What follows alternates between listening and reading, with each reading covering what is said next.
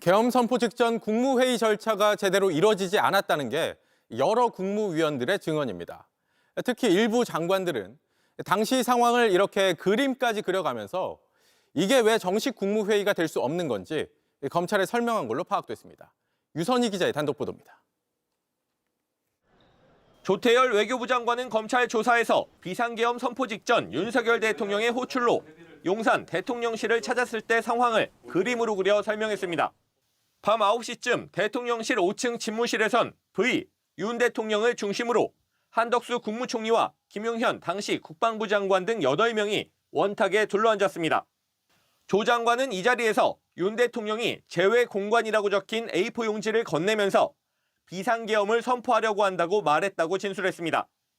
조 장관은 반대했지만 윤 대통령은 법치주의를 신봉하는 내가 오죽하면 이런 생각을 했겠냐면서 뜻을 굽히지 않았고 밤 9시 20분쯤 이제 나가달라고 해서 김용현 전 장관만 남고 모두 집무실 옆 회의실로 갔다고 진술했습니다. 조 장관이 이때 상황을 그린 그림을 보면 윤 대통령과 김 전 장관이 빠졌고 한 총리와 조 장관, 조태용 국정원장 등 6명이 전부였습니다. 이때 한 총리가 다른 국무위원들도 불러서 얘기를 더 들어봐야 하지 않겠냐고 윤 대통령을 설득했다면서 다른 국무위원들을 부르기 시작했다는 겁니다. 당시 밤 10시 10분쯤 도착했던 송미령 농림축산식품부 장관이 묘사한 회의실 상황은 이랬습니다.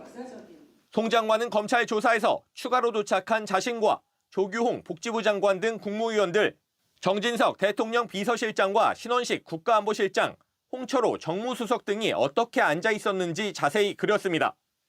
비상계엄 선포 직전 대통령실 5층 집무실에서 8명의 1차 모임, 바로 옆 회의실에서 10명의 2차 모임이 있었던 겁니다.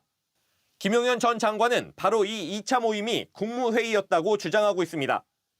몇몇 국무위원들이 있을 때 한 총리에게 계엄을 보고했고 국무회의 때 자신이 안건을 나눠주고 심의했다고 검찰에 진술했습니다.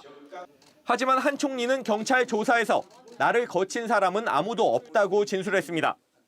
송 장관은 심의가 아니라 대통령 혼자 얘기하는 통보받는 자리였다면서 안건도 시작도 끝도 없었다고 했습니다.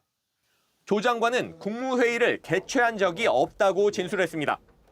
비상계엄 국무회의라고 할 수 있는 단 하나의 절차도 없었다는 겁니다. JTBC 유선희입니다. JTBC 뉴스를 시청해주신 여러분 고맙습니다. 저희는 저녁 6시 30분 뉴스룸에서 뵙겠습니다.